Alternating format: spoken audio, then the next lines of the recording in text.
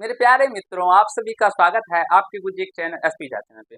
और आप सबों के लिए मेरे प्यारे दोस्तों, मैंने बहुत ही बेहतरीन मैथ के ऑब्जेक्टिव क्वेश्चन लेके आए हैं। इससे पहले भी आप लोगों के लिए बहुत सुंदर सुंदर क्वेश्चन लेके आए थे, जिसे आप लोगों को देखकर बहुत ही अच्छा लगा होगा। और जो क्वेश्चन मैं आप लोगों के लिए लेके आता हूँ, आपको समझाने सिखाने का प्रयास करता हूँ, ये सारे क्वेश्चन प्रीवियस ईयर क्वेश्चन है जो कि पूछे गए हैं। और बार बार ऐसे क्वेश्चन पूछे भी जाते हैं एग्जाम में इस टाइप के मेरे प्यारे दोस्तों।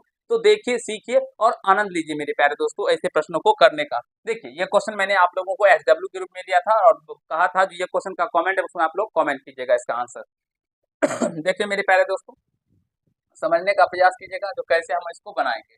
हमने आपको फॉर्मूला भी बता दिया था। जो घनाभ की लंबाई, चौड़ाई एवं ऊंचाई क्रमशः इतना इतना मीटर है, तो घनाभ का पार्श्व पृष्ठ क्षेत्रफल, पार्श्व पृष्ठ दिया यहाँ से 2 गुना एच का मान मेरे प्यारे दोस्तों क्या है 5 एल प्लस बी, यानी कि 15 प्लस का 6। तो इधर देखिए 15 5 दूना 10 गुना ये 6 5 21, यानी 15 में 6 दूरी का 21 आ जाएगा। गुना कीजिएगा तो 210 मीटर है, तो मीटर स्क्वायर हो जाएगा।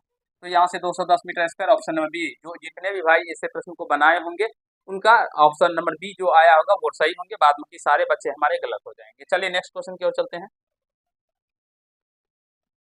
कहा गया 8 सेंटीमीटर भुजा वाले, ये ले लीजिए 8 सेंटीमीटर निकाल लीजिएगा, भुजा वाले घन में से 4 सेंटीमीटर भुजा वाले कितने घन बनाए जा सकते हैं। देखिए ये क्वेश्चन बहुत ही लाजवाब क्वेश्चन है और ऐसे क्वेश्चन आप लोगों के एग्जाम में बार बार आपको देखने को मिलेंगे। देखिए 8 सेंटीमीटर भुजा वाले घन है पहले, तो इसका आयतन निकाल लीजिए। तो 8 सेंटीमीटर भुजा वाले घन का आयतन, बड़े घन का आयतन क्या हो जाएगा मेरे प्यारे दोस्तों, 8 हो जाएगा, यानी 8 64 8 5 से 12 हो जाएगा। और 4 सेंटीमीटर, तो छोटे घन का भी आयतन क्या हो जाएगा 4 गुना 4, क्योंकि घन का आयतन क्या होता है भुजा क्यूब। और यहाँ पे हमें घन कितने घन बनाए जा सकते हैं, घनों की संख्या निकालना है। तो घनों की संख्या का फॉर्मूला हो जाएगा बड़े घन का आयतन बटे छोटे घन का आयतन। तो 4 गुना 4 काट दीजिएगा दोस्तों, 4 से 4 दूना 8, 4 से 4 दूनी 8, 4 से 4 दूना 8, और तीनों को गुना कीजिएगा तो मेरे प्यारे दोस्तों 2 दूना गुना 2 गुना 2, 2 दूना 4 दूना 8 आ जाएगा। ऑप्शन में बी जितने भी भाई दिए होंगे वो सही होंगे। कहा गया धातु के 3 घन जिसके किनारे के क्रमशः 3 सेंटीमीटर, 4 सेंटीमीटर, 5 सेंटीमीटर को पिघलाकर एक घन बनाया गया है, नए घन का पार्श्व पृष्ठ क्षेत्रफल कहा गया। दोस्तों देखिए, तो जब आप लोग पहले घन का ये जो घन है 5 3 सेंटीमीटर, इसका आयतन निकालेगा तो क्या हो जाएगा 27, इसका निकालेगा तो मेरे प्यारे दोस्तों 64 सेंटीमीटर क्यूब हो जाएगा, और इसका 125। अब जो मेरे प्यारे दोस्तों नए घन का आयतन क्या हो जाएगा, नए घन का आयतन, नए घन का वॉल्यूम भी कह सकते हैं या आयतन, आयतन क्या हो जाएगा, तीनों को जोड़ दीजिए तो 5 4 9 7 16 का 6 हासिल 1, 6 2 8 2 10 1 11 का 1 हासिल 1, कितना आ रहा है मेरे प्यारे दोस्तों 2 आ रहा है, 216 आ रहा है। 216 क्या हो जाएगा सेंटीमीटर क्यूब हो जाएगा। घन का आयतन बराबर क्या होता है भुजा क्यूब, यानी कि एक क्यूब। तो एक क्यूब बराबर क्या हो जाएगा 216 सेंटीमीटर का क्यूब। तो ए बराबर क्या हो जाएगा क्यूब रूट 216 सेंटीमीटर क्यूब। तो 216 का क्या होगा घनमूल मेरे पास तो 6 सेंटीमीटर, यानी नए घन का भुजा क्या निकल के आ गया 6 सेंटीमीटर। और इसका हमें क्या निकालना है पृष्ठीय क्षेत्रफल, पार्श्व पृष्ठ क्षेत्रफल, पार्श्व पृष्ठ क्षेत्रफल घन का क्या हो जाएगा 4a स्क्वायर होता है। तो 4a का मतलब क्या मान क्या है 6 गुना 6, तो 6 का 36, चौका क्या होगा मेरे प्यारे दोस्तों 144 सेंटीमीटर क्या हो जाएगा स्क्वायर, 144 सेंटीमीटर स्क्वायर। ऑप्शन में बी इसका राइट आंसर हो जाएगा। इसी तरह से ऐसे क्वेश्चनों को हम लोग बनाते हैं अपने एग्जाम में दोस्तों, ठीक है। फास्टली दो बेलन की त्रिज्याओं का अनुपात इतना दिया है, ऊंचाइयों का अनुपात है इनके आयतन। तो बेलन के आयतन का अनुपात क्या हो जाएगा मेरे पास तो पाई आर वन स्क्वायर एच अनुपात पाई आर टू स्क्वायर H1, ये H1 क्यों, क्योंकि दो बेलन है दोस्तों। तो पहले बेलन की त्रिज्या हमने R1 और ऊंचाई को H1, दूसरे बेलन की त्रिज्या को R2 और ऊंचाई को H2 मान लिया। ये पाई से पाई मेरे प्यारे से कट जाएगा, तो R1 का स्क्वायर 2 का स्क्वायर गुना H1 5 अनुपात 8 यानी कि 3 दिया गया है दोस्तों, 3 का स्क्वायर गुना H2 यानी कि 3। तो यहाँ से देखिए 4 पंचे 20 अनुपात 3 या 9 या 27, तो 20 अनुपात 27 ऑप्शन नंबर 20 का राइट आंसर हो जाएगा। देखिए इधर ऑप्शन नंबर क्या हो जाएगा दोस्तों 20 का राइट आंसर। चलिए आगे चलते हैं। यदि बेलन के वक्र पृष्ठ क्षेत्रफल इतना हो मेरे प्यारे दोस्तों, तो इसकी आधार की त्रिज्या 14 सेंटीमीटर, इसकी ऊंचाई ज्ञात करें। बेलन का वक्र पृष्ठ क्षेत्रफल क्या होता है दोस्तों 2 पाई आर एच बराबर कितना देगा 1760, और हमें ऊंचाई निकालना है। तो 2 गुना 22 बटे मेरे प्यारे दोस्तों पाई का मान 22 बटे 7, आर कितना देगा 14 सेंटीमीटर और गुना एच, सेंटीमीटर को अभी छोड़ देते हैं, ठीक है। तो ये 7 से 7 दूना 14, तो h बराबर मेरी पास तो 1760 अब बटे में क्या हो जाएगा, ये सारा आ जाएगा इधर, 2 गुना 22 गुना 2, तो ये 2 से कट जाएगा, तो 2 से काटते हैं पहले, 2 अट्ठे 16, 2 अट्ठे 16, 0 का 0, फिर ये 2 से कटेगा दोस्तों, 2 चौके 8, 2 चौके 8, 0 का 0, फिर 22 से 22 दूनी 44, 0 यानी कि 20। ऑप्शन नंबर मेरे पास तो क्या कहा गया, तो ऊंचाई, ऊंचाई क्या निकल के गया 20 सेंटीमीटर, तो ऑप्शन नंबर सी इसका राइट आंसर हो जाएगा। मेरे प्यारे दोस्तों, अगर प्रोसेस से बनाइएगा तो फिर ज्यादा समय लग जाएगा आप लोग को, और मैथ के एग्जाम में आप लोगों को समय बचाना होता है, तभी आप लोग सारे प्रश्नों को बना पाएंगे। एक धातु के पाइप जिसकी बाह्य त्रिज्या 4, आंतरिक त्रिज्या 3 सेंटीमीटर, इसकी लंबाई 10 सेंटीमीटर है, तो धातु का आयतन क्या होगा। मेरे आयतन क्या हो जाएगा मेरे पास, तो इसका आयतन का फॉर्मूला होता है, धातु के आयतन का फॉर्मूला होता है दोस्तों pi H into capital R square minus small R square, ये इसकी क्या होता है मेरे पास, तो आयतन होता है। अब देखिए पाई का मान क्या हो गया 22/7, पाई का मान दिया गया, एच का मान क्या गया 10, लंबाई 10 सेंटीमीटर ना, तो 10 कैपिटल आर स्क्वायर, बाह्य त्रिज्या 4 सेंटीमीटर, 4 चौका 16 माइनस स्मॉल छोटी यानी कि आंतरिक त्रिज्या 3, तो 3 तिया 9, इसको सॉल्व कीजिए 22/7 गुना 10 और 16, 9 7 16 यानी कि गुना कर घट के 7 आ जाएगा, तो 7 से 7 कट जाएगा, तो 22 को 10 गुना करने पे 220, और आयतन है मेरे पास तो क्या दिया गया था मीटर, सेंटीमीटर, सेंटीमीटर क्या हो जाएगा क्यूब हो जाएगा, तो 220 centimetre cube, this will be right answer, option number B हो जाएगा। ये फॉर्मूला भी याद रखिएगा। चलिए आशा करता हूँ मित्र समझ रहे होंगे। यदि किसी शंकु के आधार की त्रिज्या r तथा त्रिज्या की ऊंचाई l हो, यहाँ पे छोटा l दीजिएगा, ठीक है, हो, तो शंकु का वक्र पृष्ठ क्षेत्रफल क्या होगा मेरे प्यारे दोस्तों, शंकु का वक्र पृष्ठ क्षेत्रफल होता है pi R L, option number B इसका राइट आंसर हो जाएगा, ये तो फॉर्मूला ही है। 14 सेंटीमीटर व्यास वाले अर्धगोले का कुल पृष्ठ क्षेत्रफल होगा।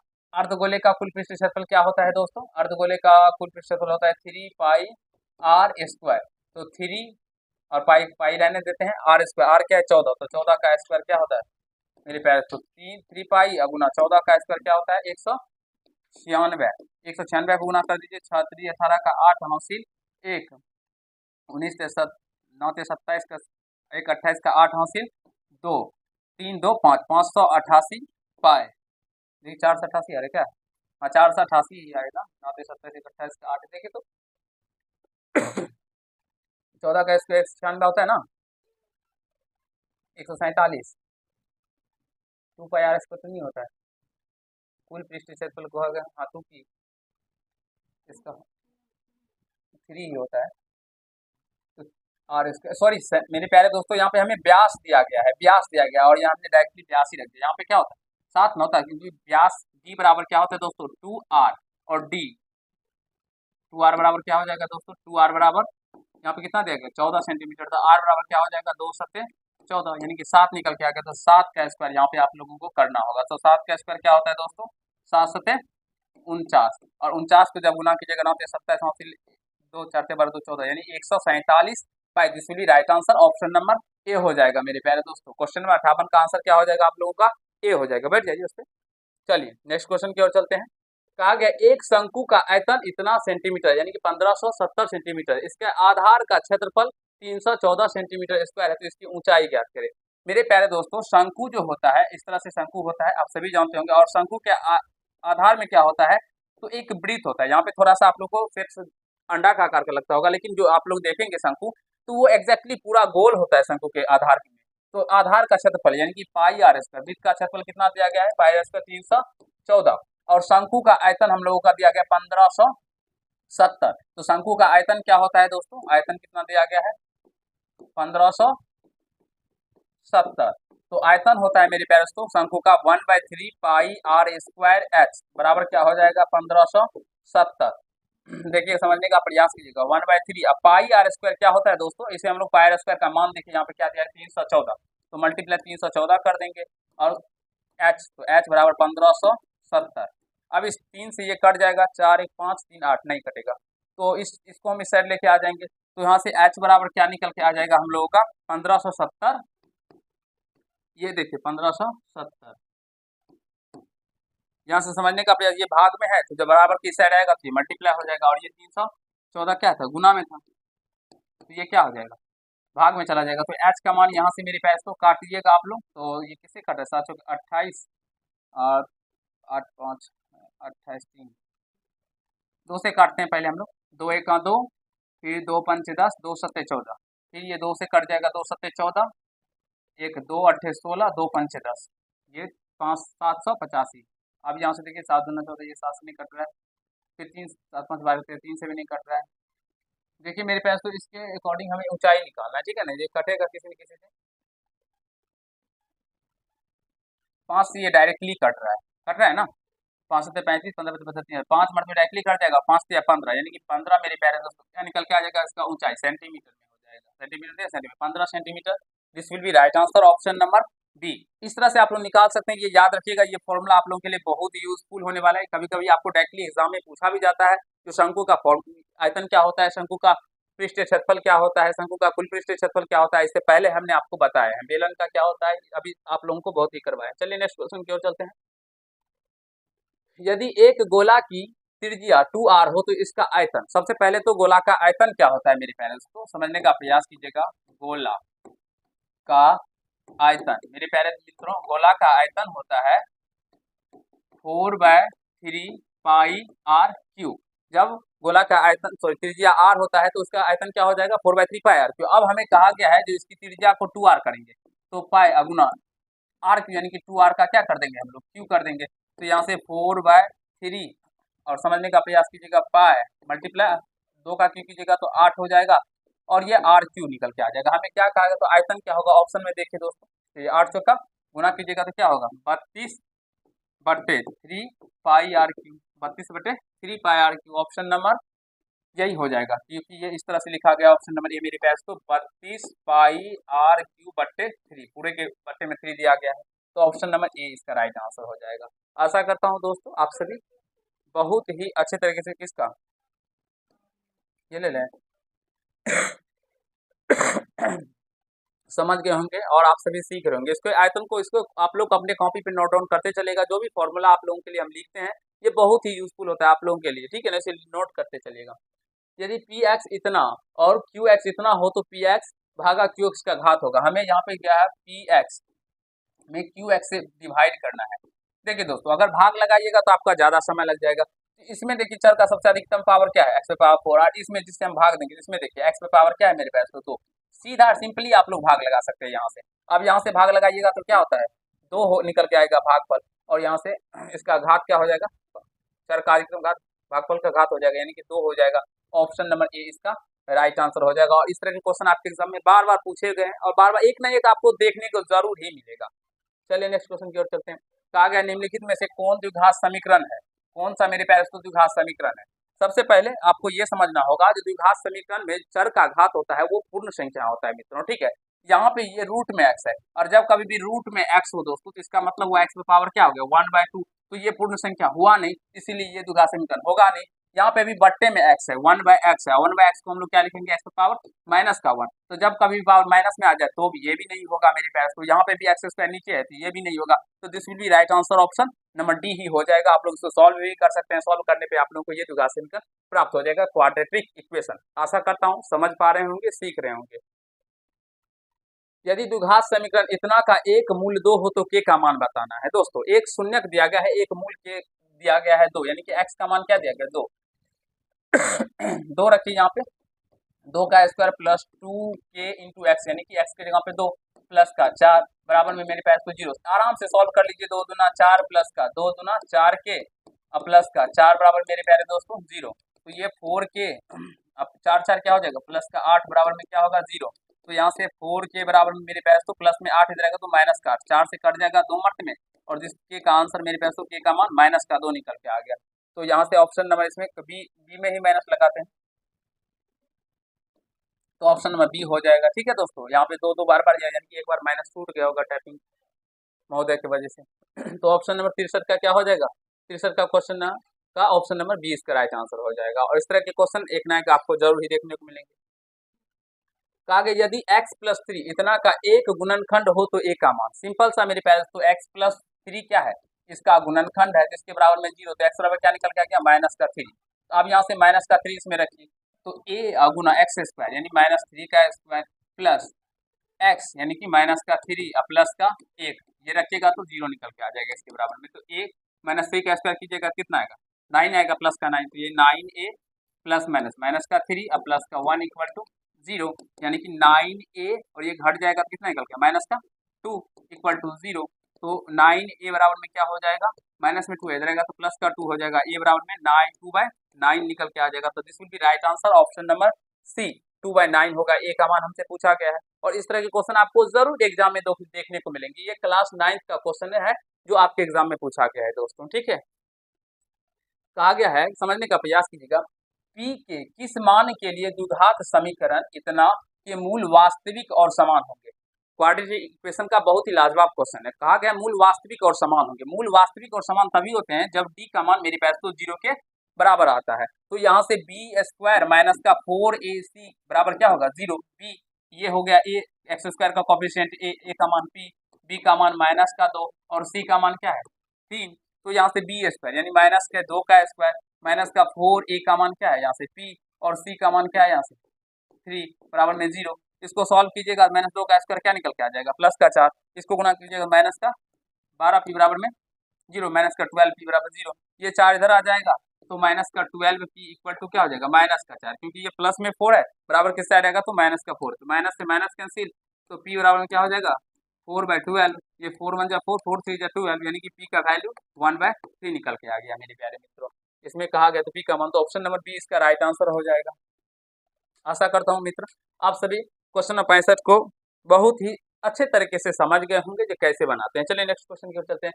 द्विघात समीकरण, देखिए द्विघात समीकरण से भी आप लोगों के लिए एग्जाम में 2-3 क्वेश्चन आपको देखने को मिलेंगे दोस्तों। तो हर एक चैप्टर को बहुत ही शानदार तरीके से सीखे और आपके गुरुजी मेरे प्यारे दोस्तों यानी कि हम आपको डॉक्टर कैसी सिन्हा और बीटीसी दोनों मैथ को बहुत ही शानदार तरीके से बता चुके हैं और सारे वीडियो प्ले लिस्ट में है। तो अभी तो आप लोगों के पास अब समय नहीं है बचा है दोस्तों, तो आप लोग ऑब्जेक्टिव जितना प्रैक्टिस कर सकते हैं प्रैक्टिस कीजिए, क्योंकि ऑब्जेक्टिव को आप लोग देखकर और अपने दिमाग में इस तरह से क्वेश्चन को सेट कर पाएंगे जिसका आंसर कैसे हम लोगों को एग्जाम में बनाना है नहीं बनाना है। लास्ट टाइम में हम लोग केवल और केवल यानी कि रिवीजन करते हैं दोस्तों।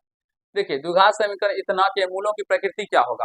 मूलों की प्रकृति निकालने का मतलब है हमें सबसे पहले डी को निकालना होगा। अगर मेरे प्यारे दोस्तों समझने का प्रयास कीजिएगा, डी का मान अगर 0 होगा तो मूल क्या होंगे मेरे प्यारे दोस्तों, वास्तविक एवं और समान होंगे। वास्तविक और क्या होंगे समान होंगे। और जब डी का मान मेरे प्यारे दोस्तों 0 से बड़ा होगा तो मूल क्या होंगे वास्तविक और असमान होंगे। मूल क्या होंगे वास्तविक और असमान होंगे मेरे प्यारे दोस्तों। और जब डी का मान 0 से छोटा होगा तो ये क्या होंगे मूल, कोई वास्तविक मूल नहीं होंगे मेरे प्यारे मित्रों, कोई वास्तविक मूल नहीं होंगे, कोई वास्तविक मूल नहीं होंगे। ये नोट कर लीजिएगा, इससे आपको 1-2 जरूर ही क्वेश्चन देखने को मिलेंगे आपके एग्जाम में। तो यहाँ पे पूछा गया तो डी का मान निकालेंगे तो बी स्क्वायर माइनस का 4ac, बी का वैल्यू क्या है माइनस का 3, तो माइनस का 3 का स्क्वायर माइनस का 4 गुना ए का मान क्या है 6 गुना सी का मान क्या है 5। हल करें, -3 का स्क्वायर कीजिएगा 9 और इसको सारे को हल कीजिएगा तो 6 को 24 पंचे 120, तो माइनस का 120, तो ये घट के कितना आ जाता है माइनस का 111। 111 माइनस में आ रहा है यानी कि डी का मान क्या है 0 से छोटा है मेरे पास। तो माइनस में जो भी संख्या जितना भी रहता है उतना भी, मान लीजिए 1 लाख भी अगर माइनस में रहे तो वो 0 से छोटा ही होता है, समझ लीजिए। तो ये डी का मान क्या है 0 से छोटा, तो कोई वास्तविक मूल नहीं होंगे। इसमें कहा गया वास्तविक और असमान, नहीं मेरे पास ये नहीं होगा, वास्तविक समान ये भी नहीं, वास्तविक नहीं, तो ये ऑप्शन नंबर सी इसका राइट आंसर हो जाएगा, वास्तविक नहीं होंगे इसको। ठीक है दोस्तों, यहाँ पे अवास्तविक भी लिखा जाता तो भी इसका राइट आंसर यही सी नंबर हो जाता। चलिए नेक्स्ट क्वेश्चन की ओर चलते हैं। यदि द्विघात समीकरण इतना का एक मूल 4 हो तो इसका दूसरा मूल, देखिए मेरे पास तो 20 का फैक्टर कीजिए तो 4 पंचे 20, 4 और पंचे 20, यहाँ पे प्लस है तो बड़ा वाला प्लस होगा और ये माइनस में होगा। लेकिन जब मूल की बात होती है मेरे प्यारे दोस्तों तो चिन्ह चेंज होता है, ये माइनस में है तो ये प्लस में हो जाएगा, ये प्लस में है तो माइनस में हो जाएगा। तो एक मूल 4 दिया गया है तो 4 तो दिया गया, तो दूसरा मूल क्या हो जाएगा माइनस का 5, ऑप्शन नंबर सी इसका राइट आंसर हो जाएगा। इसका गुणनखंड करके भी आप लोग बना सकते हैं, ये सिंपल तरीका है, आपको भी को मैं शॉर्ट वीडियो के माध्यम से इस तरह के प्रश्नों को बार बार बताता रहता हूं। अगर आप लोग मुझे एसपी झा मैथ्स चैनल पे फॉलो नहीं किए हैं, एसपी झा मैथ्स चैनल ये आपके गुरुजी का ही चैनल है जिसमें हम आपको कंपटीशन का मैथ्स जो कि जिसमें एसएससी रेलवे अदर जितने प्रकार के भी एग्जाम होते हैं आपके कंपटीशन लेवल के, उस तरह का मैथ आपको वहाँ पे सॉल्यूशन करवाया जाता है और शॉर्ट वीडियो के माध्यम से बहुत सारे ट्रिक मैंने बताए हैं, तो वहाँ पे भी जाके आप लोग उसको देख सकते हैं सीख सकते हैं। चलिए नेक्स्ट क्वेश्चन की ओर चलते हैं। यदि द्विघात समीकरण इतना, देखिए कितने द्विघात समीकरण क्वेश्चन आप लोगों के लिए आए हैं दोस्तों। यदि द्विघात समीकरण इतना के मूल अल्फा एवं बीटा हो तो यहाँ पे अल्फा बीटा होता मेरे पास, तो ठीक है अल्फा स्क्वायर और प्लस बीटा स्क्वायर का मान होगा। तो अल्फा स्क्वायर और प्लस बीटा स्क्वायर, मेरे प्यारे दोस्तों फॉर्मूला होता है ए स्क्वायर प्लस का बी स्क्वायर। क्या फॉर्मूला हो जाएगा?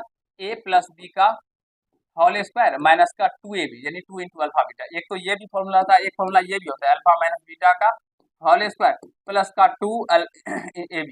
तो मेरे प्यारे दोस्तों यहाँ पे ये फॉर्मूला का उपयोग नहीं होगा, ये फॉर्मूला यहाँ पे नहीं लगेगा। आप बोलेंगे सर क्यों नहीं? क्योंकि हम इससे अल्फा प्लस बीटा का मान निकाल सकते हैं और माइनस वाले को नहीं निकाल सकते हैं। कंफ्यूजन आएगा, दिक्कत आएगा, निकालने में निकाल तो सकते हैं लेकिन दिक्कत आएगी। यहाँ देखिए अल्फा प्लस बीटा मान क्या होता है? अल्फा प्लस बीटा बराबर मेरे प्यारे भाइयों सी बाय ए, सॉरी माइनस का बी बाय ए, माइनस बी का मान है 6 बटे ए का मान है 1, तो यानी माइनस का 6 निकल के आ जाएगा। तो माइनस 6 का स्क्वायर माइनस का 2 इंटू अल्फा बीटा यानी कि अल्फा इंटू बीटा बराबर क्या होता है दोस्तों? सी बाय ए। तो सी का मान 5 बटे 1 यानी कि मेरे प्यारे भाइयों 5, तो गुना 5, तो 36 माइनस 6 का स्क्वायर 36 और माइनस का 10 यानी कि मेरे प्यारे दोस्तों 26 निकल के आ जाएगा। इसका right answer option number C, this will be right answer option number मेरे प्यारे दोस्तों सी हो जाएगा। चलिए नेक्स्ट क्वेश्चन की ओर चलते हैं, जो से देखना चाहते हैं एक बार देख लीजिए। 69 नंबर मेरे प्यारे दोस्तों, द्विघात समीकरण इतना पी नॉट इक्वल टू 0 का मूल होगा। मेरे प्यारे दोस्तों इसमें हमें क्या पता पूछना है, तो इसमें पूछा गया मूल का फॉर्मूला। ठीक है दोस्तों, समझने का प्रयास कीजिएगा। देखिए फॉर्मूला होता था मूल बराबर एक्स बराबर minus B plus minus under root B square minus का 4ac बटे का 2a। सिंपल सा माइनस का बी की जगह पे क्यू है मेरे प्यारे दोस्तों, तो माइनस का क्यू क्या होता है? प्लस हो जाएगा। तो यहाँ से Q plus minus under root B square, B क्या है? माइनस का क्यू, तो माइनस क्यू का स्क्वायर कीजिएगा तो प्लस क्यू हो जाएगा, क्यू का स्क्वायर माइनस का 4ac। 4 ए का मान क्या है दोस्तों? क्यू, सॉरी पी है, तो पी 80 का मान दीजिएगा क्या? आर दीजिएगा, तो आर 4p आर बट्टे का 2a, 2 और ए का मान है पी। तो देखिए यही फॉर्मूला आपको बन के निकल के आ गया। इस तरह से आप लोग बना सकते हैं। तो ये क्यू इसको इस तरह से लिखा गया, समझने का प्रयास कीजिएगा। Q plus minus under root Q square minus का 4p r बट्टे का 2p, इसको इस तरह से लिखा गया है। ठीक है, तो इसका ऑप्शन ए ही हो जाएगा दोस्तों। ये इसी तरह से लिखा गया, इसका ऑप्शन ए ही हो जाएगा क्योंकि किसी के नीचे में 2p है ही नहीं। एक इसके नीचे में है तो, लेकिन यहाँ पे माइनस क्यू दिखा गया, तो इसलिए ये नहीं होगा, ये नहीं होगा, ये नहीं होगा, ये नहीं होगा। Option number A this will be right answer होगा। चलिए नेक्स्ट क्वेश्चन की ओर चलते हैं। तो यदि x बराबर माइनस 1 दोनों समीकरण इतना और इतना के एक उभयनिष्ठ मूल हो तो p और q का मान होगा। मेरे प्यारे दोस्तों इसमें x का मान रखिए, देखिए 2x स्क्वायर प्लस का 3x प्लस का p बराबर क्या है 0, माइनस 1 मूल है, तो यहाँ से 2 गुना माइनस 1 का स्क्वायर प्लस 3 गुना माइनस का 1 प्लस का p 70 इक्वल टू 0। इसको हल कीजिएगा, माइनस 1 का स्क्वायर 1 हो जाएगा, 2 गुना 2, यहाँ प्लस माइनस का 3 बराबर p इक्वल टू 0। तो यहाँ से माइनस 1 प्लस का p बराबर क्या निकल के आ गया 0। तो p का मान क्या आएगा? माइनस में किधर आएगा तो प्लस में 1 हो जाएगा। उसी प्रकार से यहाँ पे भी रखिएगा दोस्तों, 2 अगुना सॉरी ये इसमें क्यू एक्स स्क्वायर यानी माइनस का 1 का स्क्वायर माइनस का क्यू गुना एक्स यानी माइनस का 1 प्लस का 4 बराबर में क्या होगा 0, क्योंकि मूल है इसको मान रखने पर 0 हो जाएगा। तो यहाँ से क्या होगा? माइनस 1 का स्क्वायर 1 हो जाएगा, 1 को क्यू से गुना करने पर क्यू, यहाँ से माइनस माइनस प्लस का क्यू और प्लस का 4 बराबर में क्या होगा 0। तो यहाँ से 2q और ये 4 इधर आएगा तो माइनस का 4, 2 से कैंसिल हो जाएगा, 2 मत में चला जाएगा, क्यू का मान क्या निकल के आ गया माइनस का 2। और हमें निकालना क्या है दोस्तों? p प्लस का q, p का मान क्या निकल के आया है 1 और q का मान क्या निकल के आया माइनस का 2, तो घट के माइनस का 1 निकल के आएगा। ऑप्शन नंबर बी इसका राइट आंसर हो जाएगा। ये क्वेश्चन आपके क्लास 9 से ही लिया गया है दोस्तों, तो क्लास 9 के भी कुछ कुछ ऑब्जेक्टिव आपके एग्जाम में पूछे जाते हैं। ठीक है, तो देखिए हाँ हाँ अभी और क्या, प्रथम 10 विषम संख्याओं का माध्य। मेरे प्यारे दोस्तों प्रथम 10 विषम संख्याओं का माध्य, देखिए विषम संख्या क्या होता है 1, फिर क्या होगा 3, फिर क्या होगा 5, 7, 9, 11, 13 कितना हुआ है 3, 3, 6, 7, 15, 17, 19 हो गया, 3, 3, 6, 7, 3, 10। इसमें माध्य पूछा गया है। तो मेरे प्यारे दोस्तों 10 पूछा गया, इसका एग्जैक्टली ठीक मिडिल नंबर जो होगा वो भी हो सकता है, या इसके प्रथम संख्या पहले संख्या और लास्ट संख्या को जोड़ के और 2 से भाग लगा दीजिए, तो 1 प्लस 19 बटे 2 यानी कि 20 बटे 2 यानी कि 10। इसका माध्य क्या हो जाएगा? ऑप्शन नंबर बी हो जाएगा मेरे प्यारे दोस्तों। ठीक है, सही है, समझ रहे हैं ना? या एग्जैक्टली मिडिल नंबर जो होगा वो भी इसका माध्य हो जाएगा, या आप सारे को संख्या को जोड़िए तो जोड़ने पे मेरे प्यारे दोस्तों आप लोगों को क्या आ जाएगा? सारी संख्या को जोड़ने पे आपको 100 आ जाएगा, और 10 संख्या तो 10, तो भाग लगाइएगा तो 10 ही निकल के आ जाएगा। ठीक है माध्य का फॉर्मूला प्रेक्षणों का योग बटे प्रेक्षणों की संख्या। ये इस तरह से संख्या का माध्यिका ज्ञात करना है। इससे पहले भी आपको बताएं, सबसे पहले हम लोग आरोही या अवरोही क्रम में सजाएंगे दोस्तों। सबसे छोटा क्या है यहाँ पे 6, तो 6, उसके बाद क्या है दोस्तों 8, तो 8, उसके बाद क्या है 9, 9 के बाद क्या है 15, 15, 15, 15 के बाद क्या है 16, 16 के बाद क्या है 18, 21, 22, 25।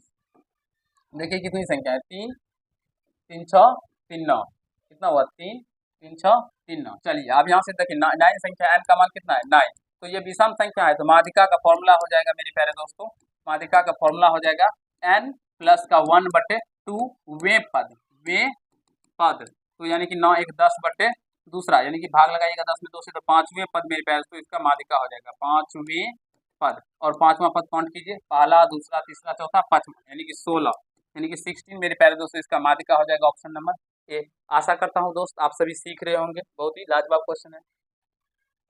इसका बहुलक, जिसकी संख्या मेरे पास तो जिसकी बारंबारता सबसे अधिक हो, देखिए 5 कितना बार आया, देखिए ऑप्शन के अकॉर्डिंग इसमें चेक कीजिएगा, 5 कितना बार है, एक बार और 2 बार, तो 5 2 बार है। फिर 6 कितना बार है, एक बार 2 बार 3 बार, 6 3 बार है।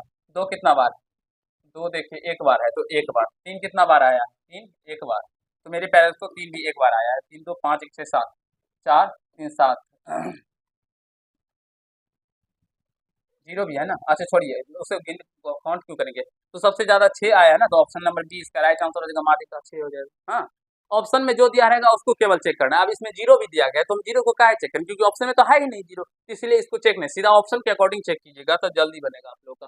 एक बारंबारता बंटन की माध्यिका एवं बहुलक क्रमशः इतना इतना हो तो इसका माध्य होगा। देखिए दोस्तों बहुत ही लाजवाब क्वेश्चन है, और ये क्वेश्चन बार बार नहीं पूछा जाता है, हाँ लेकिन पूछा जाता है, 2 साल पे 1 साल पे पूछा जाता है। इसका बहुलक बराबर फॉर्मूला होता है दोस्तों, एक बहुलक बराबर फॉर्मूला होता है, क्या फॉर्मूला होता है, 3 माध्यिका, 3 माध्यिका माइनस 2 माध्य।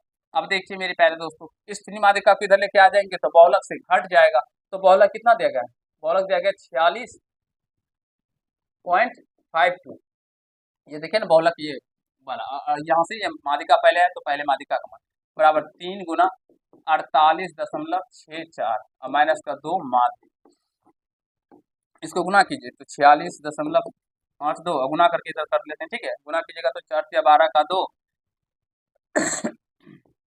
हासिल 1 छात्री 18 19 का 9, हासिल 1 8 24 25 का 5, हासिल 2 4 से 12 2 14, ये 145 दशमलव क्या होगा 92, अब बराबर में माइनस का 2 मान हो गया। तो इसको घटाएंगे ना, तो 2 में से 2 गया क्या हो गया 0, 5 9 में से 5 गया तो 4, और ये क्या हो जाएगा दोस्तों 99, 99.40 माइनस 2 मार्क, ये माइनस में आएगा तो माइनस 2 मार्क, तो ये माइनस से माइनस कट जाएगा, 2 से कट जाएगा, तो 2 चौके 8, फिर ये 2 चौके 8 हो गया ना, तो 19 2 में 18, और ये 2 में 18 1.214, ये 49.70 माध्यिक निकल के आ जाएगा, इसका ऑप्शन नंबर ए सही है।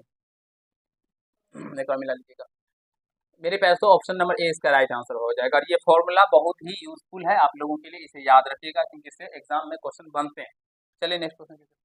यदि 5 प्रेक्षण दिया गया है इस तरह से, का माध्य 11 हो तो x का मान मेरे पास, तो देखिए अगर ये प्रेक्षण, अगर आप लोगों को मेरे प्यारे दोस्तों इसके प्रेक्षणों में सबका कह सकते हैं जो सार्वंतर समान है या बीच का डिफरेंस, इसमें भी +2 इसमें +2 इसमें +2 हो, तो एक्जैक्टली मिडिल नंबर खोजिए मेरे पास। तो देखिए ये दोनों को इस साइड कर दीजिए और ये दोनों के साइड, एक्जैक्टली मिडिल नंबर क्या होगा x प्लस का 4, तो x प्लस 4 बराबर क्या हो जाएगा, जो माध्य दिया है 11, तो x का मान 11 माइनस का 4 यानी कि 7, क्या पूछा गया है x का मान, तो ऑप्शन नंबर सी ही हो जाएगा।